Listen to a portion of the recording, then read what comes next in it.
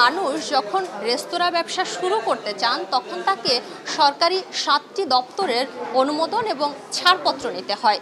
যারা রেস্তোরাঁ মালিক আছেন তারা বলছেন এই অনুমোদন পত্র নেয়ার ক্ষেত্রে তাদের সময় লাগে বছরের পর বছর। যাদের কোনো ট্রেড লাইসেন্স নাই, আমাদের যারা আমরা প্রপার কাগজপত্র সবকিছু আছে, তো ওই হানাটা অনেক সময় দেখা যায় আমাদের উপরে চলে আসে। আমাদের টোটাল সংশ্লিষ্ট সংস্থাগুলো সমন্বয়হীনতা ছিল, সেটাই সমন্বয় করার জন্যই সুন্দর একটা কমিটি হয়েছে। একটি আমব্রেলার নিচে আমরা কিভাবে ব্যবসা করতে পারি। হুট করে কিন্তু আবার কয়দিন চলবে, আবার কিন্তু কাজটা থেমে যাবে। কারণটা কি, আমাদের সেই ধরনের সক্ষমতা নাই। শুধু সিটি কর্পোরেশন না, কোনো সংস্থার সে সক্ষমতা নাই। ঢাকা শহরে যদি আপনি এরকম একটা ব্যবসা করতে চান তাহলে অবশ্যই তার নিবন্ধন থাকা প্রয়োজন। জিডিপিতে রেস্তোরাঁ খাতের অবদান প্রায় ৩৯,০০০ কোটি টাকা। আর এ ব্যবসা করতে অনুমতি ও ছাড়পত্র নিতে হয় 7 প্রতিষ্ঠান থেকে। রাজধানীতে ৩০,০০০-এর মধ্যে লাইসেন্স প্রাপ্ত ২১০০-র বেশি। অনুমোদনে ব্যবসা মাত্র ১২৮টি, আর নজরদারির বাইরে প্রায় সবগুলোই। এখন সকালে এ নিয়ে থাকছে বিস্তারিত, আর সঙ্গে রয়েছে আমি নাহিদা মিতু।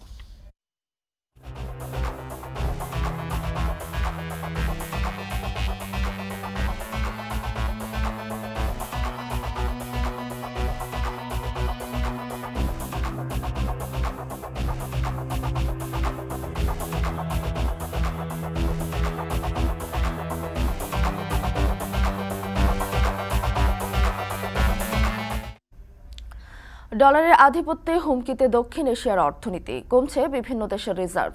ঊর্ধ্বমুখী ডলারের সাথে সাথে আমদানি নির্ভর দেশগুলোতে দেখা দিচ্ছে বাণিজ্য ঘাটতি। ব্লুমবার্গ বলছে চলতি বছর ১৫০টি দেশের মুদ্রা মান হারিয়েছে মার্কিন মুদ্রার বিপরীতে। এখন সকালে এ নিয়েও থাকছে বিস্তারিত, তবে তার আগে রেস্তোরাঁ লাইসেন্স প্রসঙ্গ। দেশের অর্থনীতিতে প্রায় ৩৯,০০০ কোটি টাকার মূল্য সংযোজন করেছে রেস্তোরাঁ খাত। রাজধানীতে যার সংখ্যা প্রায় ৩০,০০০। তবে ঢাকার 2 সিটি বলছে তাদের থেকে লাইসেন্স নেওয়া রেস্তোরাঁ মাত্র ২,১৩৬টি। অন্যদিকে জেলা প্রশাসক কার্যালয়ের তথ্য মতে সরকারের সব সংস্থার প্রয়োজনীয় অনুমোদন ও ছাড়পত্র নিয়ে 2 সিটি এলাকায় ব্যবসা করছে মাত্র ১২৮টি রেস্তোরাঁ। তাহলে রাজধানীর বাকি রেস্তোরাঁগুলো কিভাবে চলছে? শম্পা বিশ্বাসের প্রতিবেদন, ক্যামেরায় ছিলেন কাজী ফখরুল। ঘটনার সূত্রপাত গত ২৯ ফেব্রুয়ারি বেইলি রোডের গ্রিন কোজি কটেজ ভবনে অগ্নি দুর্ঘটনার পর। ভয়াবহ এই অগ্নিকাণ্ডে ৪৬ জনের মৃত্যু হয়। এরপরই নড়েচড়ে বসে প্রশাসন। রাজুক, সিটি কর্পোরেশন থেকে শুরু করে ফায়ার সার্ভিস, সব সরকারি সংস্থা রাজধানীতে অবৈধ রেস্তোরাঁর বিরুদ্ধে অভিযান শুরু করে। এই অভিযান থেকে জানা যায় রাজধানীতে রেস্তোরাঁর সংখ্যা প্রায় ৩০,০০০। রেস্তোরাঁর এই সংখ্যার সঙ্গে একমত পোষণ করেছে রেস্তোরাঁ মালিক সমিতিও। তবে ঢাকার 2 সিটি কর্পোরেশনের তথ্য বলছে দক্ষিণ সিটি থেকে লাইসেন্স নেওয়া রেস্তোরাঁর সংখ্যা মাত্র ১,০৩১টি, আর উত্তর সিটিতে এই সংখ্যা ১,১০৫টি।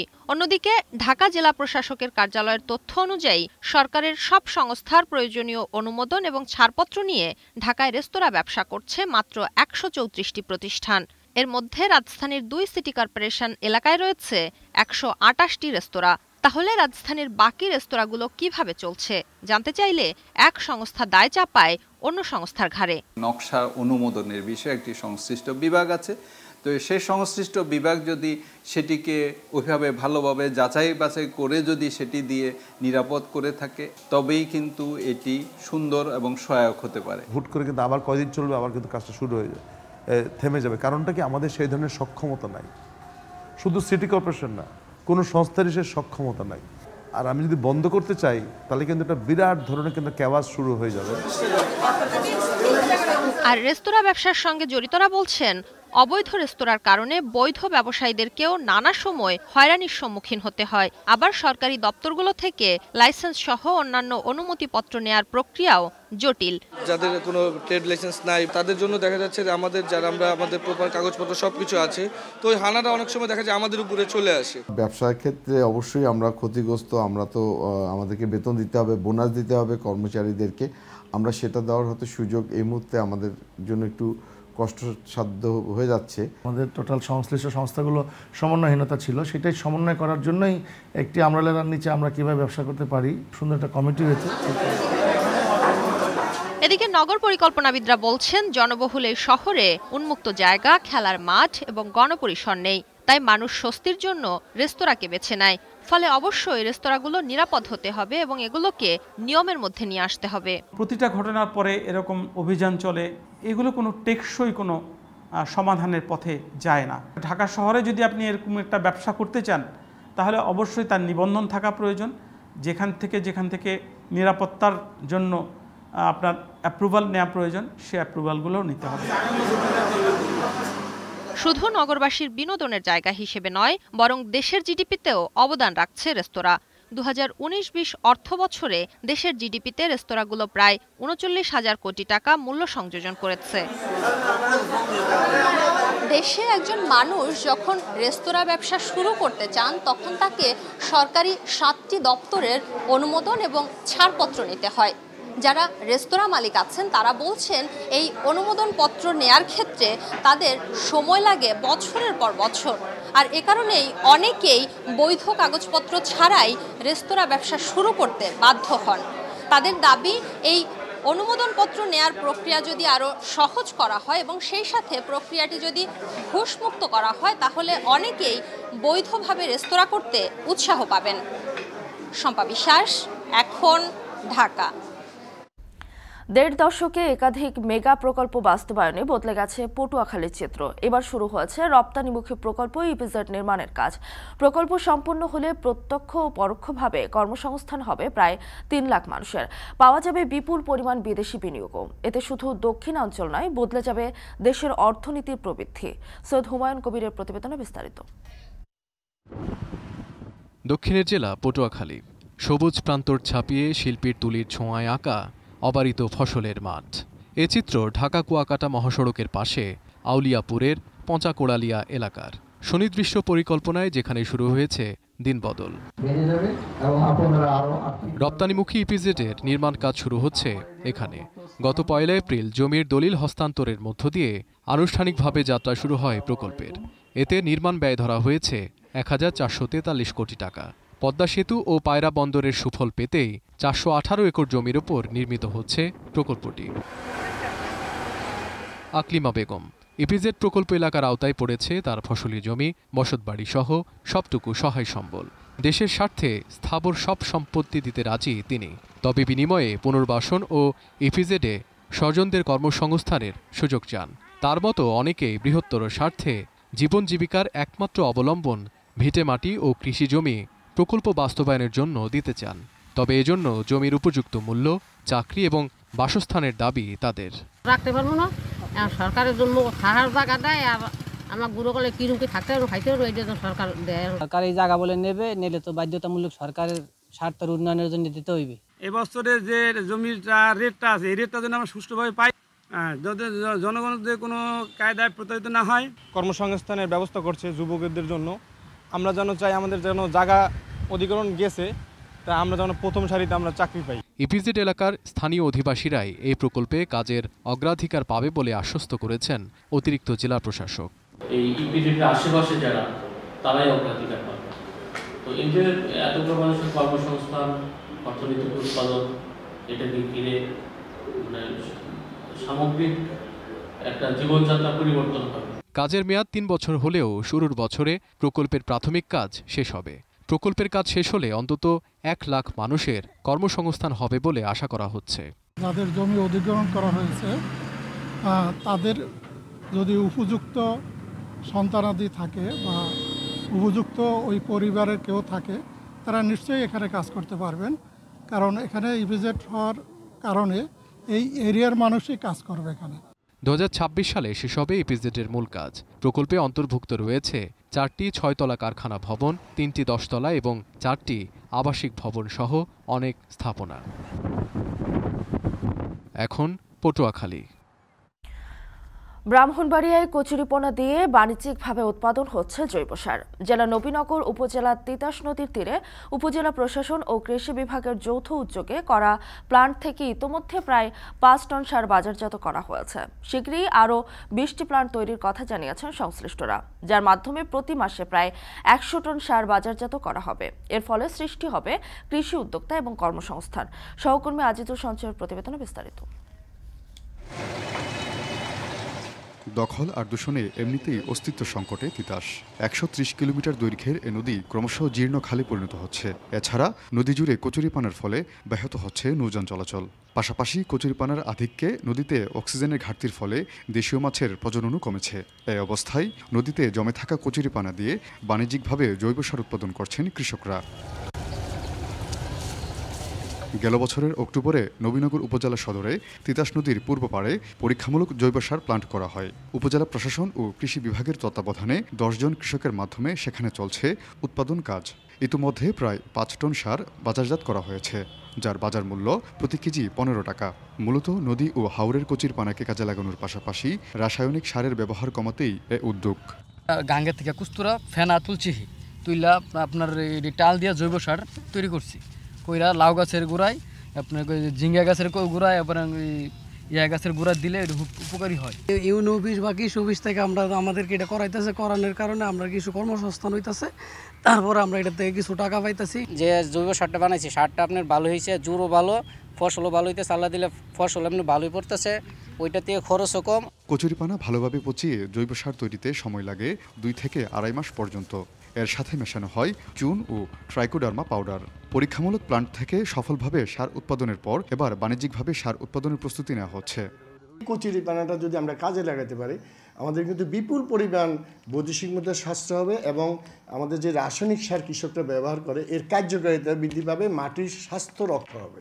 উপজেলা প্রশাসন বলছে জৈব সারের প্রকল্পটি কৃষকদের জন্য লাভজনক। শীঘ্রই আরও অন্তত 20টি পয়েন্টে জৈব সার প্লান্ট স্থাপন করা হবে। উৎপাদিত সার বিক্রির জন্য সারের দোকানগুলোতে জৈব সার কর্নারও তৈরি করা হয়েছে।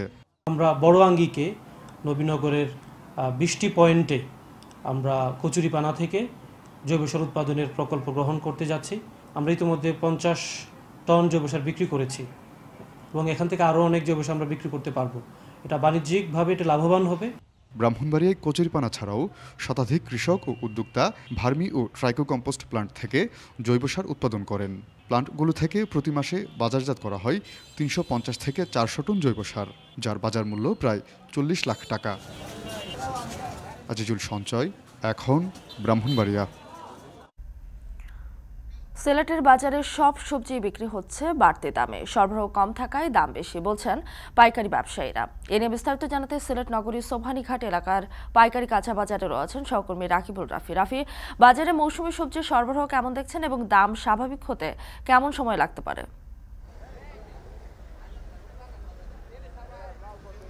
মিতু, আমি এখন দাঁড়িয়ে আছি সিলেটের সোভানীঘাট এলাকার কাঁচা বাজারে এবং এখানে সকাল থেকে দেখছি যে যারা পাইকারি ব্যাপারী বা পাইকারি আড়তদার যারা আছেন তারা বিভিন্ন দূর দূরান্ত থেকে যে ট্রাকে করে সবজিগুলো এখানে আনছেন এবং সকাল থেকেই যে চিত্রটা দেখা যাচ্ছে যে গত 2 সপ্তাহ আগে থেকে যে এখন যে চিত্রটা সেটা একটু ভিন্ন, অর্থাৎ বেশি পাইকারি বা বেশি আড়তদারকে দেখা গিয়েছে। তবে সবজির সরবরাহ যে বিষয়টা বা প্রতুলতা আছে সেটা কিন্তু কিছুটা কমে গিয়েছে এবং গ্রীষ্মকালীন সবজি থেকে শুরু করে অমৌসুমের যে সবজিগুলো রয়েছে সেগুলোর বেশ দাম কিন্তু আমরা এখানে পরিলক্ষণ করেছি এবং ব্যবসায়ীদের সাথে কথা বলে যেটা জানতে পেরেছি যে টমেটো 2 ধরনের আছে, যেটা বাড়তি বিক্রি হচ্ছে 45 থেকে 42 টাকায় এবং ঝিঙ্গা বিক্রি হচ্ছে 40 থেকে 42 টাকায়, যেটা বাড়তি হিসেবে আছে এবং করলা যেটা আছে সেটা বিক্রি হচ্ছে 45 থেকে 50 টাকায়। ঢেঁড়স বিক্রি হচ্ছে 30 থেকে 32 টাকায়, সেগুলো বাড়তি হিসেবে বিক্রি হচ্ছে এবং ধনিয়া পাতা বিক্রি হচ্ছে 180 থেকে 85 টাকায়, যেটা বাড়তি বিক্রি হচ্ছে এবং শসা বিক্রি হচ্ছে পাইকারিতে 30 থেকে 32 টাকায় এবং আলু বিক্রি হচ্ছে 42 থেকে 44 টাকায়। পেঁয়াজ ভারতীয় যেটি আছে সেটি বিক্রি হচ্ছে 85 থেকে 90 টাকায় এবং দেশি যেটা আছে সেটা 60 থেকে 75 টাকায় বিক্রি হচ্ছে এবং লাউ যেটি রয়েছে বর্তমানে গ্রীষ্মকালীন যে মিষ্টি লাউ বা মিষ্টি কুমড়া যেটা আছে সেটা বিক্রি হচ্ছে আকার ভেদে বা 50 থেকে 55 টাকায়। গাজর বিক্রি হচ্ছে 50 থেকে 55 টাকায়। বেগুন বিক্রি হচ্ছে 60 থেকে 65 টাকায় এবং পেঁপে বিক্রি হচ্ছে 55 থেকে 60 টাকায়।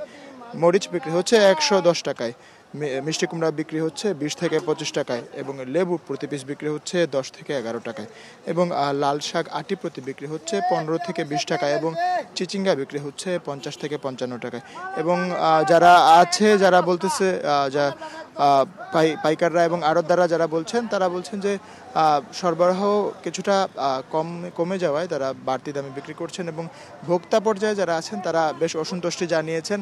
তারা বলছেন যে খুচরা পর্যায়ে যে এই সবজিগুলো যায় এগুলো 4 ধাপে বিক্রি হয়, অর্থাৎ এখান থেকে যারা ভ্যানে করে বিক্রি করেন তারা আবার গিয়ে খুচরা বাজারে বিক্রি করেন, খুচরা বাজার থেকে আবার সেই পাড়া মহল্লায় গলিতে অলিতে সেই ভ্যানগুলো গিয়ে আবার বিক্রি করা হয়। তো দেখা যাচ্ছে যে 1 থেকে 2 ধাপ 2 থেকে 3 ধাপে সবজির দামটা বেড়ে যাওয়ায় যেটা হচ্ছে যে ভোক্তারাও কিন্তু সেই 20 থেকে 30 টাকা যে পাইকারি যে দামটা রয়েছে সেই দামের থেকে কিন্তু আবার বেশি বলা চলে যে তারা আরও 35 থেকে 40 টাকা বেশি বিক্রি করছেন। এবং এখানে দেখা যাচ্ছে যে ব্যাপারীরা এবং আড়তদাররা বলছেন যে এই যে ভোক্তা এবং যারা এইখানে পাইকারি পর্যায়ে যারা আছেন তাদের কিন্তু একটা বেশ রেশ লেগে যায়, এইখানে যারা আড়তদাররা আছেন সেখানে তারা লাভবান হচ্ছেন বাড়তি দাম বিক্রি করলে, এবং খুচরা পর্যায়ে যারা আছেন তারাও কিন্তু লাভবান হচ্ছেন। সেখানে অসন্তুষ্টিতে পড়ছে যারা ভোক্তা পর্যায়ে কিনছেন বা যারা এই সবজি কিনতে হচ্ছে তাদের, তো তারাও মোটামুটি হিমশিম খাচ্ছে। তো এই ছিল আমার কাছে সুবানীঘাট এলাকার কাঁচা বাজার থেকে সর্বশেষ মৃত্যু। সিলেট থেকে সবজির বাজার পরিস্থিতি জানাতে যুক্ত হয়েছিলেন রাকিবুল রাফি। ফের অস্থির ডিমের বাজার। গেল সপ্তাহে 120 টাকা ডজনের ডিম এখন বিক্রি হচ্ছে 150 টাকায়, আর খুচরা বাজারে ক্রেতার কাছ থেকে প্রতি পিস রাখা হচ্ছে 15 টাকা পর্যন্ত। পাইকার ও খুচরা ব্যবসায়ীদের দাবি, তীব্র গরমে অনেক মুরগি মারা যাওয়ায় কমেছে সরবরাহ, তাই বেড়েছে দাম। তবে খামারিদের অভিযোগ, দাম বাড়লেও সিন্ডিকেটের কারণে সুফল পাচ্ছেন না তারা। ইফতেখার রায়হানের প্রতিবেদন। পোল্ট্রি খামারি আবুল বাশার গত 5 মাসে উৎপাদন খরচের তুলনায় কম দামে ডিম বিক্রি করে প্রতি মাসে লোকসান গুনেছেন অর্ধ লক্ষাধিক টাকা। এরই মাঝে এপ্রিল জুড়ে তীব্র তাপপ্রবাহে খামারে মারা গেছে শত শত মুরগি। গরমের কারণে প্রায় শতাধিক মুরগি মারা গেছে। এখন এখানে আমাদের ডিমের উৎপাদন কম। 3 দিন ধরে বাজারটা বাড়ছে, 3 দিন ধরে লসে গেছে। 5 মাস ধরে আমার 7 লাখ 8 লাখ টাকা লস হয়ে গেছে। এমন অবস্থায় আবারও ঊর্ধ্বমুখী ডিমের বাজার। সপ্তাহ ব্যবধানে খামারেই প্রতি পিস ডিমের দাম বেড়েছে প্রায় 3 টাকা। গেল সপ্তাহে 8 টাকা 40 পয়সায় বিক্রি হওয়া মুরগির ডিম রোববার বিক্রি হয়েছে 11 টাকা 10 পয়সায়। এরপরও সিন্ডিকেটের কারণে সুফল না পাওয়ার অভিযোগ তাদের। আমরা যে রেট পাই এই রেটে তো আমরা 10 টাকা তো খরচ আমরা পড়েই যায়, আমরা বেশি 11 টাকা, একটা ডিমের 1 টাকা থাকে আমার। আর যারা খামারি যারা ব্যাপারী নেয় সমিতি ওরা দাম বাড়ায়, 2-3 টাকার দাম বাড়ায়, আমরা তো ওইটা পাইতেছি না। এদিকে খামার থেকে মাত্র 8 কিলোমিটার দূরের টঙ্গীর নতুন বাজার ডিমের আড়তে একই ডিম বিক্রি হচ্ছে 12 টাকায়। চলতি মাসের 2 তারিখেও যা ছিল 8 টাকা 80 পয়সা। আড়তদারদের দাবি, চাহিদা মতো যোগান না থাকায় বাড়ছে ডিমের দর।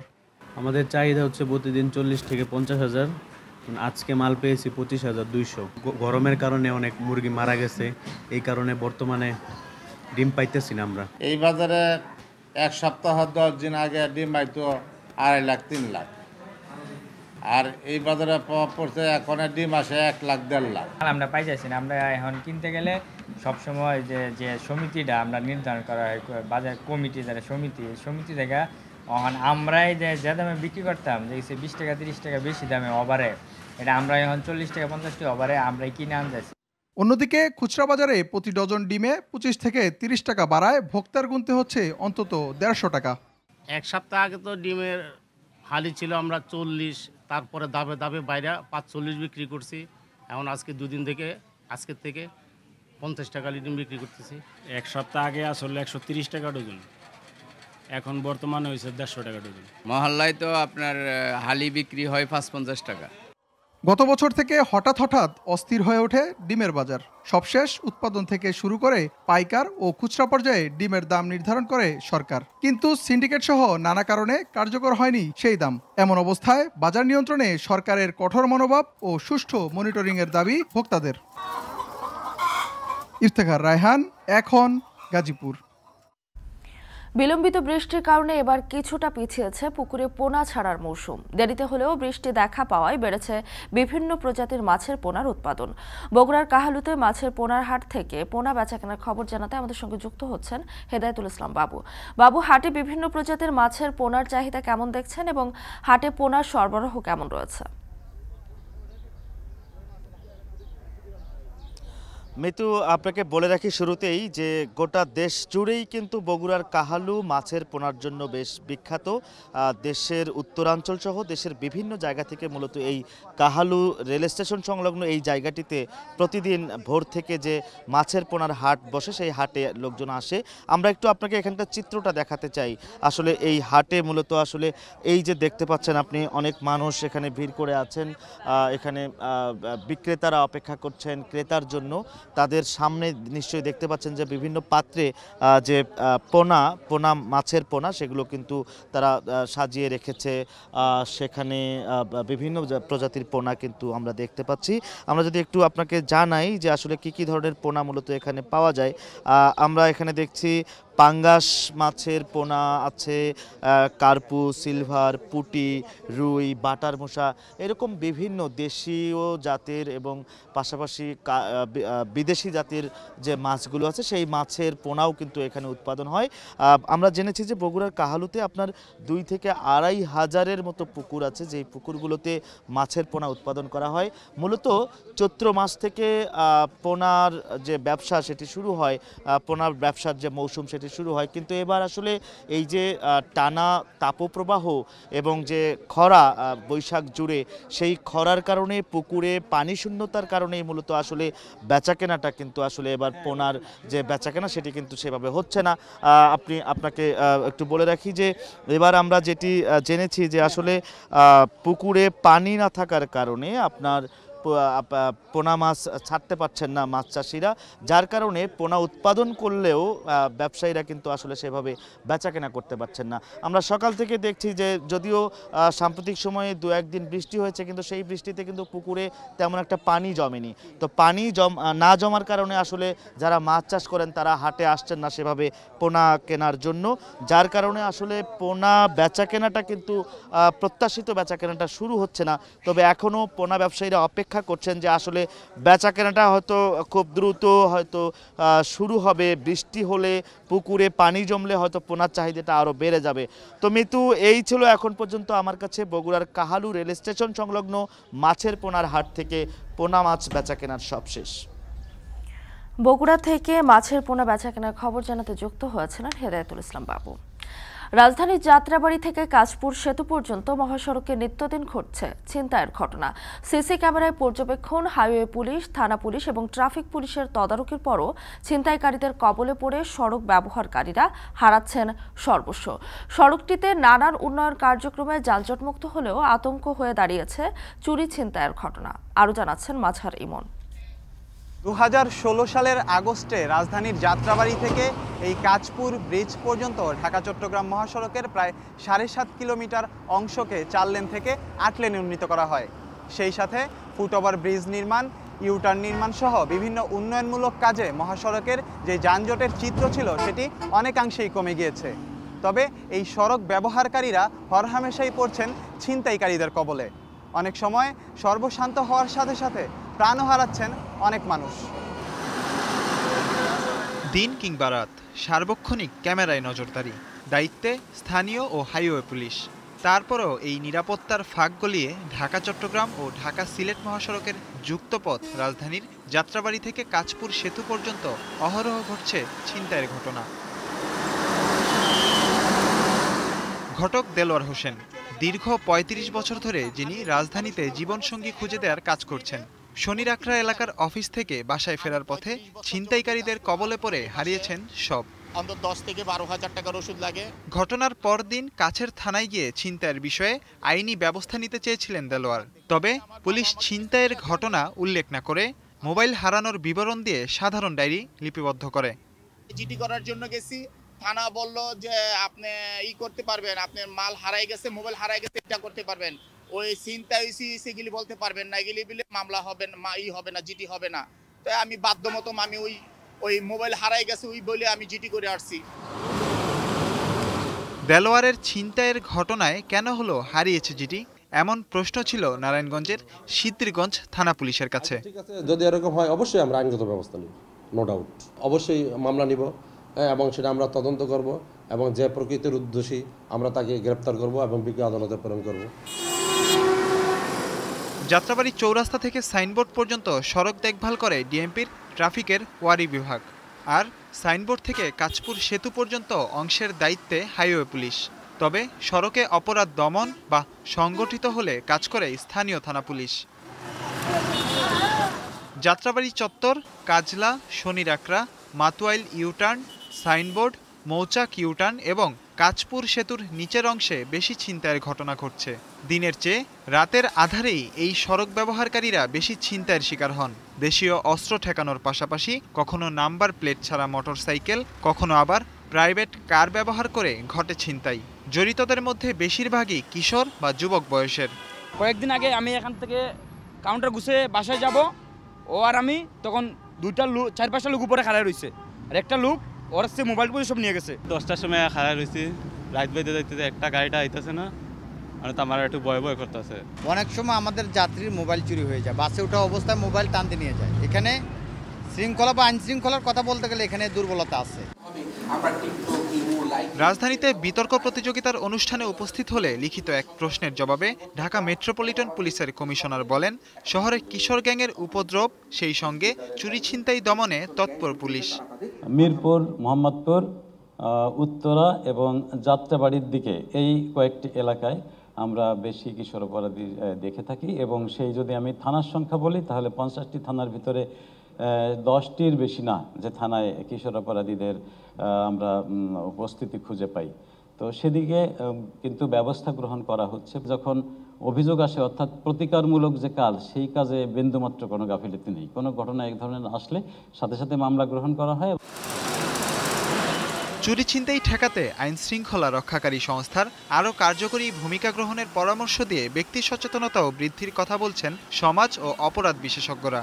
রাস্তাঘাটে চলতে গিয়ে যে চুরি ছিনতাইয়ের ঘটনাগুলো ঘটছে, সেক্ষেত্রে আইনশৃঙ্খলা বাহিনীর টহল কার্যক্রমটা বাড়ানো দরকার। শুধু রাতে না, দিনেও আসলে সেটি থাকা দরকার। পাশাপাশি আমাদের নাগরিক দায়িত্বের থেকে আমরা দেখি যে কোথাও একটা চুরি বা ছিনতাইয়ের ঘটনা ঘটলে কেউ হয়তো, অধিকাংশ মানুষই আমরা দেখছি অথবা ভিডিও ধারণ করছি, হয়তো ভিডিও ধারণ করা পরবর্তীতে অপরাধ প্রমাণের ক্ষেত্রে কাজে লাগতে পারে বা কাজে লাগছে, কিন্তু সেটি তাৎক্ষণিকভাবে তাকে মানে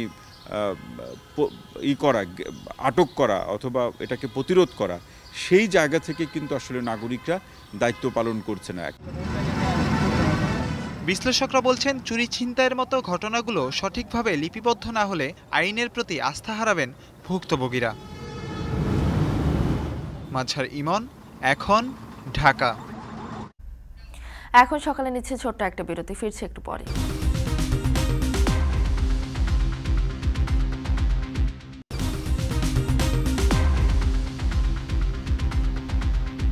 বিরতির পর আবারও স্বাগত, দেখছেন এখন সকাল। প্রায় 21,000 জিপিএ 5 ও 92.32% পাশের হার নিয়ে এবছর এসএসসিতে দেশ সেরা সাফল্য অর্জন করেছে যশোর বোর্ড। শিক্ষক ও শিক্ষার্থীদের অক্লান্ত পরিশ্রমের ফলে এই সাফল্য বলে দাবি অভিভাবকদের। নতুন কারিকুলামের সাথে মানিয়ে নেওয়া এবং শূন্য পাশের হারে এমপিও বাতিল সহ নানা উদ্যোগে এই সাফল্য বলে জানান শিক্ষকরা। এনামুল হকের ক্যামেরায় রিপন হোসেনের প্রতিবেদন। সেকেন্ডারি স্কুল সার্টিফিকেট শিক্ষা জীবনের গুরুত্বপূর্ণ ধাপ। মাধ্যমিকের এই গণ্ডি সফলভাবে পার করতে পারলেই নতুন উদ্যমে এগিয়ে যাওয়ার প্রেরণা পায় শিক্ষার্থীরা। এবছর 20,761 জন জিপিএ 5 এবং 92.32% পাশের হার নিয়ে সব বোর্ড শীর্ষে অবস্থান করছে যশোর বোর্ড। শিক্ষক, শিক্ষার্থী ও অভিভাবকদের অক্লান্ত পরিশ্রম সফল হওয়ায় খুশি সবাই। আমাদের স্কুলটা অনেক ভালো আমাদের সাপোর্ট দিছে, আমরা খুব ভালোভাবে পরীক্ষা দিতে পারছি, খুব মোটিভেট করছে আমাদের। অনেক ভালো লাগছে যে বাবা মার স্বপ্ন পূরণ করতে পারছি। তাদের মনের একটা ইচ্ছা ছিল তাদের সন্তান ভালো রেজাল্ট করবে। গাইডলাইনটা অনেক ভালো ছিল। দ্বিতীয়ত স্কুলের নিয়মিত পড়াশোনা একদম কন্টিনিউভাবে করা হতো। আব্বু আম্মু আর আমার ফ্যামিলির অন্যান্য সদস্যদের সাপোর্ট ছিল, আর শিক্ষকরা অনেক হেল্প করেছেন। এইসব মিলে আল্লাহর রহমতে রেজাল্ট একটু ভালো হয়েছে। অভিভাবক, শিক্ষার্থী এবং শিক্ষক এবং তাদের এই ত্রিমুখী মানুষের ঐকান্তিক প্রচেষ্টাই আসলে একটা ভালো রেজাল্ট হয়। অভিভাবকদের, শিক্ষকদের প্রচেষ্টা না থাকলে কোনোদিনও ভালো রেজাল্ট সম্ভব না। শিক্ষকরা জানান, শিক্ষার্থীদের চেষ্টার পাশাপাশি নতুন কারিকুলামের সঙ্গে নিজেদের মানিয়ে নেওয়া ও শূন্য পাশের হারের স্কুলে এমপিও বাতিলের ঘোষণার ইতিবাচক প্রভাব পড়েছে এসএসসির ফলাফলে। 6 থেকে যশোর বোর্ডের একজন মাস্টার ট্রেনার প্রশ্ন করছে, সেই প্রশ্ন পরীক্ষা দিচ্ছে, সে অভ্যস্ত। এসএসসিতে ওই একই প্রশ্ন পায়, তার কাছে নতুন মনে হয় না। এই কারণে আমি মনে করি যে ফলাফল ঠিক একইভাবে চমৎকার সুন্দর আসছে। ফলাফল খারাপ হলে বেশিরভাগ ক্ষেত্রে এমপিও বন্ধ হয়ে যায়।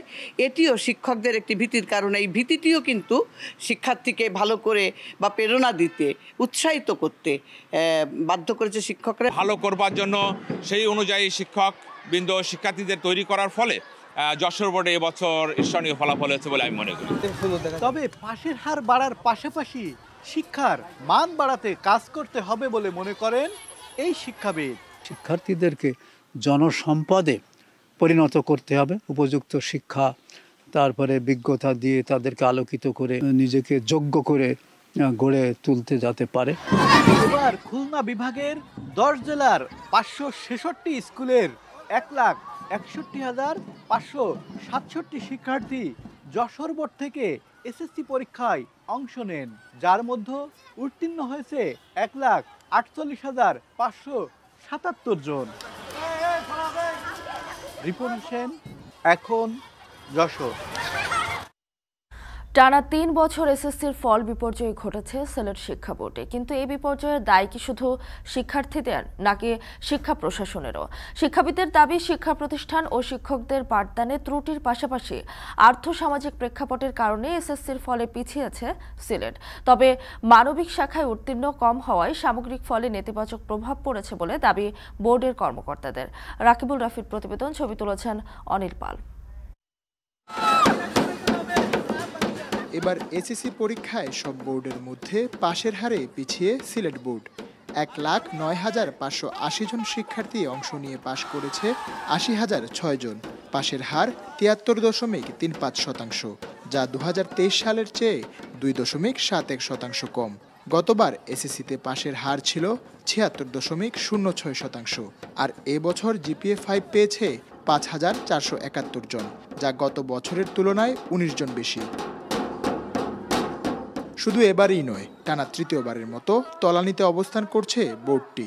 2022 সালে সিলেট অঞ্চলে ভয়াবহ বন্যার পরও হয়েছিল ফল বিপর্যয়। সংশ্লিষ্টরা বলছেন, এবার মানবিকের শিক্ষার্থীরা সাধারণ বিজ্ঞান বিষয়ে খারাপ করায় ফলাফলে পিছিয়ে পড়েছে সিলেট। এই বছর যে বিজ্ঞানের প্রশ্নটা পড়লো, প্রশ্নটা একটু কঠিন ছিল, যার জন্যই এবং এই বিষয়ের প্রশ্নের জন্যই, এই বিষয়টার জন্যই কিন্তু আমাদের ফলাফল প্রায় 6% কমে গেছে।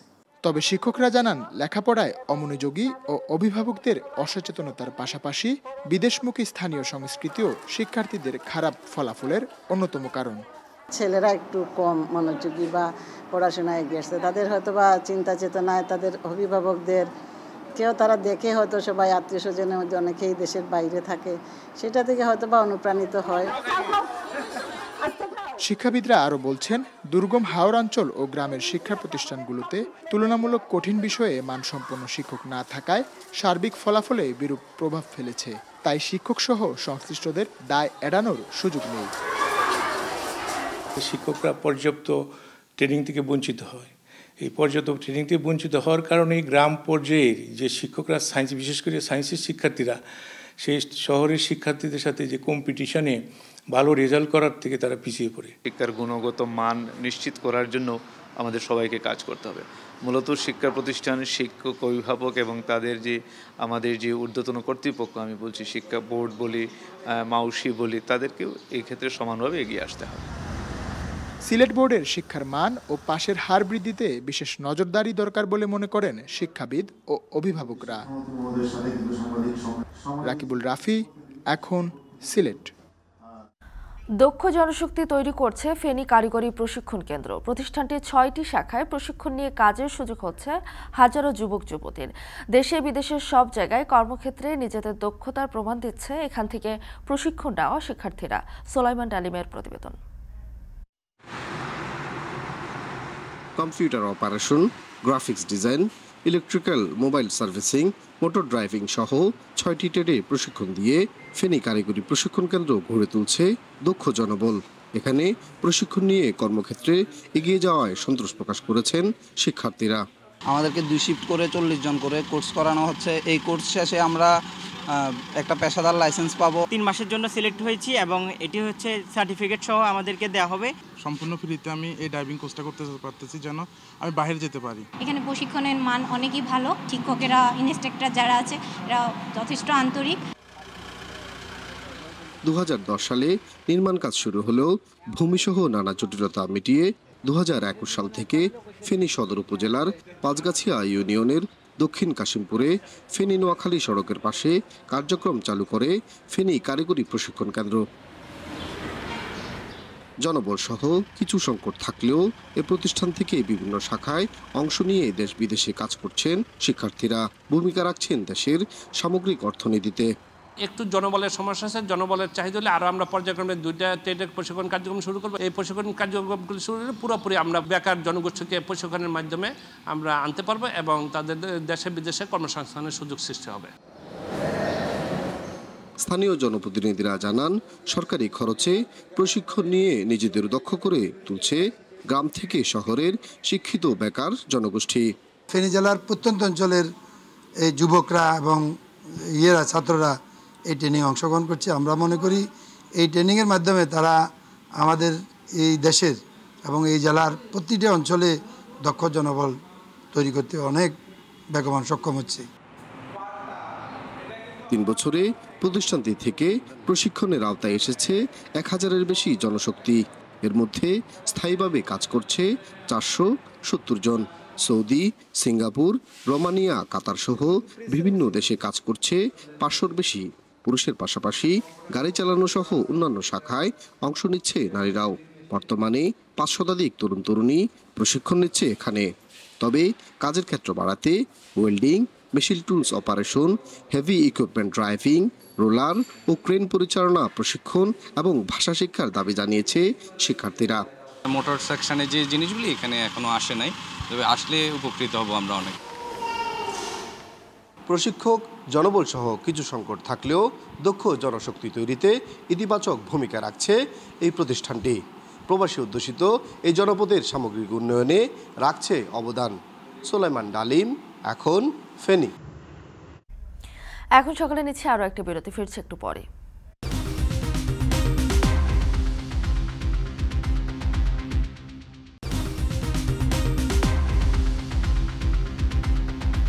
বিরতির পর আবারও স্বাগত, দেখছেন এখন সকাল।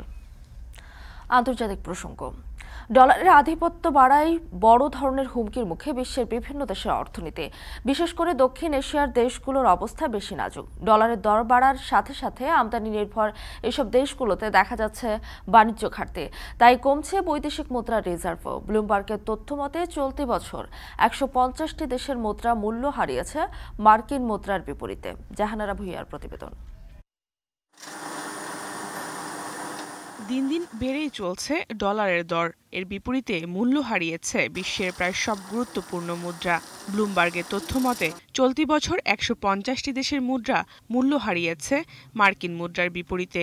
ডলারের এই ঊর্ধ্বমুখী প্রবণতায় ক্ষতির মুখে এসব দেশের অর্থনীতি। বিশেষ করে দক্ষিণ এশিয়ার দেশগুলো বড় ধরনের ধাক্কা খেয়েছে এতে। চলতি বছর ডলারের বিপরীতে দক্ষিণ কোরিয়ার মুদ্রা ওনের মান 7% কমে গেছে, যা 2008 সালের পর সর্বোচ্চ দরপতন। মার্কিন ডলার শক্তিশালী হওয়ায় দেশটিতে দেখা দিয়েছে বাণিজ্য ঘাটতি। পণ্য আমদানিতে খরচ বেড়েছে কয়েক গুণ। এতে দেশটির রিজার্ভ মুদ্রা পড়েছে হুমকির মুখে। 물가 상승을 견인하는 그런 효과가 있겠죠. 특히 요새 같은 보면 이제 원유 가격이라든지 국제 곡물 가격 같은 것도 올랐고 거기다 덧붙여서 বিশেষজ্ঞরা মনে করেন মার্কিন মুদ্রা দর বৃদ্ধি আমদানির উপর নেতিবাচক প্রভাব ফেললেও কিছু কিছু ক্ষেত্রে দেশটির রপ্তানির পরিমাণ বাড়াতে পারে। যদিও ব্লুমবার্গে একটি প্রতিবেদনে উঠে আসে দক্ষিণ কোরিয়ার রপ্তানি নির্ভর করে কাঁচামাল আমদানির উপর, আর দেশটির মুদ্রার মান পড়ে যাওয়ায় আমদানি খরচও বেড়েছে কয়েক গুণ। ব্যাংক অফ কোরিয়ার তথ্য মতে এই বছরের এপ্রিলে দক্ষিণ কোরিয়ার বৈদেশিক মুদ্রার রিজার্ভ $6 বিলিয়ন কমে 419 থেকে 413 বিলিয়ন ডলারে পৌঁছেছে। 2022 সালের সেপ্টেম্বরের পর থেকে যা সর্বোচ্চ পতন। মূল্যস্ফীতির কারণে দক্ষিণ এশিয়ার আরেক দেশ ইন্দোনেশিয়ার অর্থনীতিও বিপর্যয়ের মুখে। এ পরিস্থিতিতে বিশ্বের বিভিন্ন দেশকে ইতিমধ্যেই দেশটির সরকার ডি-ডলারাইজেশন নীতি বা ডলারের পরিবর্তে ভিন্ন মুদ্রা ব্যবহারের প্রস্তাব দিয়েছে। BRIC mungkin menjadi way out aja pertemuan forumnya, tetapi intinya adalah sepakat untuk agreement dalam kegiatan perdagangan barang jasa itu menggunakan জাপানি মুদ্রা ইয়েনের পরিস্থিতিও ভালো নয়। ডলারের বিপরীতে যার দর ঠেকেছে 160-এ।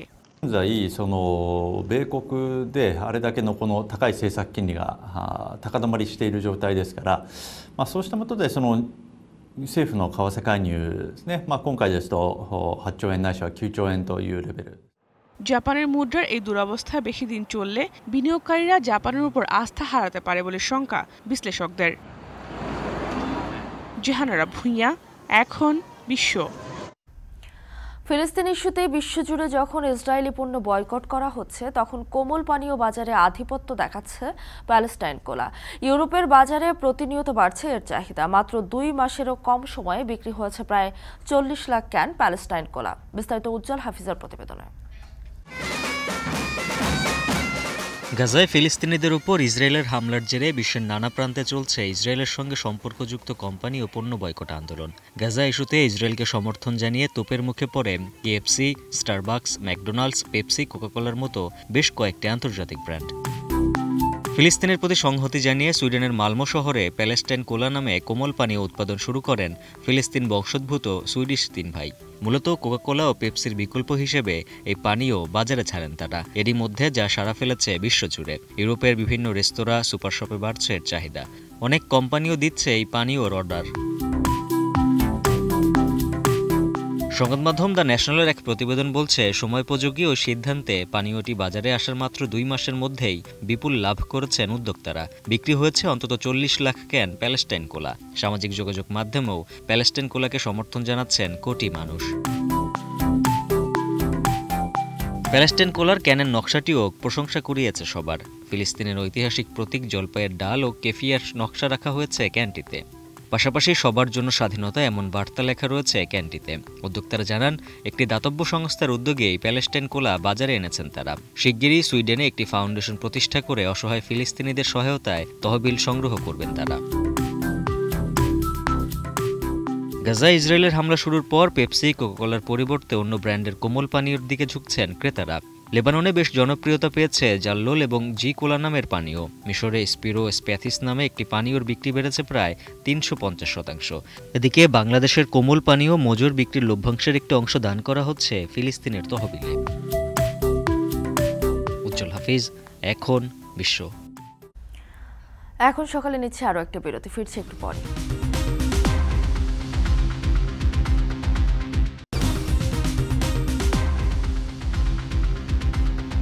বিরতির পর আবারও স্বাগত। দেখছেন এখন সকাল। খেলার খবর। জিম্বাবুয়ের বিপক্ষে বাংলাদেশ ক্রিকেট বোর্ডের ব্যয় প্রায় 7 কোটি টাকা। কোটি টাকা বিনিয়োগে বোর্ড চিন্তিত না হলেও সিরিজে ক্রিকেটারদের পারফরমেন্সে বেশ আক্ষেপ বিসিবির। অন্যদিকে বিশ্লেষকরা বলছেন, কোটি কোটি টাকা বিনিয়োগের সুফল বাংলাদেশ পায়নি, বরং সার্বিকভাবে লাভবান হয়েছে অতিথি দল জিম্বাবুয়ে। কারণ তাদের ক্রিকেটাররা পারফরমেন্স করে নিজেদের অবস্থা শক্ত করেছে দলে। বিস্তারিত জানাবেন হুমায়ুন কবির রোজ। আইসিসির সূচি অনুযায়ী সমান 3টি করে ওয়ানডে ও টি20 এবং 2টি টেস্ট ছিল জিম্বাবুয়ের বিপক্ষে এই সময়ে। কিন্তু টি20 বিশ্বকাপের কথা মাথায় রেখে দুই বোর্ডের সমঝোতায় সিরিজ রূপ নেয় 5 ম্যাচ সিরিজের টি20-তে। এই সিরিজ আয়োজনে বাংলাদেশ ক্রিকেট বোর্ডের বিশাল অঙ্কের অর্থ বিনিয়োগ করতে হয়েছে। এ যেমন জিম্বাবুয়ে ক্রিকেট দলের আন্তর্জাতিক বিমানে আগমন, অভ্যন্তরীণ বিমান, টিম বাস, আবাসন, খাবার, দৈনিক ভাতা, নিরাপত্তা, নেট বোলার, বল বয়, আম্পায়ার থেকে শুরু করে ডিআরএস, সব মিলিয়ে ক্রিকেট বোর্ডের অন্তত 7 কোটি টাকা ব্যয় হয়েছে। কিন্তু প্রশ্ন হলো, এই কোটি কোটি টাকা ব্যয়ে ফায়দাটা কি ক্রিকেট বোর্ড আদৌ নিতে পেরেছে? বিশ্লেষকরা বলছেন, বাংলাদেশ নয়, বরং লাভবান হয়েছে প্রতিপক্ষ জিম্বাবুয়ে। কিভাবে? টি20 বিশ্বকাপে সুযোগ না পাওয়া দলটি এই সিরিজে হারানোর কিছুই ছিল না। উল্টো তাদের উঠতি ক্রিকেটাররা যেমন জনাথন ক্যাম্বেল, ব্র্যানেট, মারুমানিরা পারফরমেন্স করে জিম্বাবুয়ের ভবিষ্যতের আগাম বার্তা দিয়ে রেখেছে। সেক্ষেত্রে বিসিবি এমন প্রতিপক্ষের বিপক্ষে কোটি টাকার বিনিয়োগের যোগফল কি আদৌ মিলাতে পেরেছে? ইয়াং যারা ক্রিকেটার আছে তাদের ভবিষ্যতের জন্য তাদেরকে তৈরি করতে হচ্ছে। অ্যালিস্টার ক্যাম্পবেলের ছেলে জনাথন ক্যাম্পবেল, তারা কিন্তু এই সিরিজেই তারা নিজেদেরকে তৈরি করছে। জিম্বাবুয়ের জন্য একটা শিক্ষা সফর ছিল, ওরা এখান থেকে গেইন করে গেছে। জিম্বাবুয়েকে আনতে কী কী খরচ করতে পারি, জিম্বাবুয়ের লোকাল হসপিটালিটি টোটালটা ক্রিকেট বোর্ড দিয়েছে, সাথে হচ্ছে আপনার তাদের যে অল ফ্যাসিলিটিস, ইভেন যে ম্যাচ ফি এবং আপনার ডিএ যেটা, এটাকে নিয়মই হচ্ছে হোম বোর্ডের ব্যয় করতে হয়। ক্রিকেট বোর্ডের অবশ্য আয়ের অনেক উৎস আছে, এই যেমন টিভি সত্ত্ব, ডিজিটাল, ব্র্যান্ডিং, বিজ্ঞাপন কিংবা কিট স্পন্সর ছাড়াও নানা খাত থেকে আয় করে থাকে বিসিবি, যে কারণে 7 কোটি টাকা জিম্বাবুয়ের মতো দুর্বল প্রতিপক্ষের বিপক্ষে বিনিয়োগের পরেও খুব একটা মাথা ব্যথা নেই ক্রিকেট বোর্ডের। টাকা তো নিয়ে আমাদের কোনো চিন্তা নেই, আমাদের কথা হলো যে আমরা ওয়ার্ল্ড কাপে কীভাবে ভালো খেলবো, আমাদের ক্রিকেটটা কীভাবে ডেভেলপ হবে সেটা নিয়ে আমরা চিন্তা করি। এই মানে যদি আমরা ব্যাটিং করি, আমরা ওয়ার্ল্ড কাপে হয়তো বা ওরকম ভালো পারফরমেন্স করার সম্ভাবনা কম। এমন অবস্থায় বিশ্লেষকরা বলছেন, জিম্বাবুয়ে সিরিজে কোটি টাকা ব্যয়ে যেমন আদর্শ বিশ্বকাপ প্রস্তুতি হয়নি বাংলাদেশ ক্রিকেট দলের, ঠিক তেমনি বিশ্বের অন্যতম ধনী ক্রিকেট বোর্ডকে ভবিষ্যৎ সূচি নির্ধারণের ক্ষেত্রেও হতে হবে দূরদর্শী। হুমায়ুন কবির রোজ, এখন, ঢাকা। বিশ্বকাপ শুরুর আগে বড় ধাক্কা। দুর্দান্ত ফর্মে থাকা বাংলাদেশের ফাস্ট বোলার তাসকিন আহমেদের ইনজুরির কারণে অনিশ্চিত, এমনটাই জানিয়েছেন বিসিবি সভাপতি। এদিকে বিসিবির চিকিৎসক জানিয়েছেন, স্ক্যান রিপোর্টের উপর নির্ভর করে তাসকিনের বিশ্বকাপ ভবিষ্যৎ। বিস্তারিত হুমায়ুন কবির রোজের প্রতিবেদনে। সিরিজ জিতেও আনন্দ উৎসব নেই ক্রিকেটারদের চোখে মুখে, কারণ বিশ্বকাপের আগে ঘরের মাঠে জিম্বাবুয়ের বিপক্ষে টি-20তে টাইগারদের শ্রীহীন ব্যাটিং মন ভরাতে পারেনি। তবে সবার মাঝে একজন ছিলেন ভিন্ন, একেবারে আলাদা। তিনি বাংলাদেশের স্পিড স্টার তাসকিন আহমেদ। গতির ঝড় ছিল সাগরিকা থেকে শেরে বাংলা পর্যন্ত, নিয়মিত ব্রেক থ্রু দিয়েছেন, আর সেরা উইকেট শিকারী হবার পাশাপাশি ইকোনমিতেও ছিলেন বেশ কিপ্টে, তাই হয়েছেন সিরিজের সেরা বোলার। কিন্তু ভাগ্যদেবী এবারও বড্ড বেখেয়ালি তাসকিনের প্রতি। আবারও ইনজুরির ঈর্ষায় বিশ্বকাপ শেষের পথে স্পিড স্টারের। এমন খবরেই হয়তো তাসকিনের বাবার মন খারাপ। গণমাধ্যমে বাবার মতো তাসকিনও হয়তো মন খারাপের খবর দিতে চাননি। একটু তো ব্যথা আছে, পুরো রিপোর্টটা ওই যে আসলে এক্স্যাক্টলি বুঝা যাবে। এখনো বলা যাইতেছে না, 50-50। আলহামদুলিল্লাহ, সবকিছুর জন্য আলহামদুলিল্লাহ। তবে বোর্ড সভাপতি নাজমুল হাসান পাপনের কথা স্পষ্ট, বাংলাদেশের সময় সেরা বোলারের সার্ভিস মিস করতে যাচ্ছে টাইগাররা। এখনকার পরিস্থিতিতে মনে হচ্ছিল তাসকিন, ওর ইনজুরি হওয়ার এখনই সময় হলো। আমাদেরকে দেখতে হবে যে ও কতদিন লাগতে পারে, ও যদি তাড়াতাড়ি ওকে হিল আপ করার কোনো সুযোগ আছে কি না। ধরেন নর্মালি তো 2 থেকে 3 সপ্তাহ হয়তো ব্রেক দিবে, এটাকে এক্সপিডাইট করার কোনো সুযোগ আছে কি না। বিশেষ করে আমরা দরকার হলে ইউএসের ডাক্তারদের সাথেও কথা বলবো, এখনই যোগাযোগ করব যে যদি এক্সপিডাইট করা যায় ওর হিলিংটা, তাহলে এক জিনিস। আর যদি দেখা যায় না আসলেই দেরি হবে, তাহলে তো আমাদের অন্য সিদ্ধান্ত নিতে হবে। 2019 বিশ্বকাপে তুখোর ফর্মে থাকার পরও ইনজুরি কেড়ে নিয়েছিল তাসকিনের স্বপ্ন। এবারও কি তাই হবে? বিসিবির চিকিৎসক অবশ্য অপেক্ষায় স্ক্যান রিপোর্টের। এটা আপাত দৃষ্টিতে আমরা সাইড স্ট্রেন মনে করছি, কিন্তু ব্যথার পরিমাণটা যথেষ্ট বেশি। 2 দিন পর স্ক্যান করা হচ্ছে, স্ক্যান পরে কোনো চোট আছে চোটটা নিয়ে। সর্বশেষ 2023 ওয়ানডে বিশ্বকাপেও বাংলাদেশের স্ট্রাইক বোলার ছিলেন তাসকিন আহমেদ, কিন্তু সেবারও মাঝপথে হিংসা হয়েছিল ইনজুরির।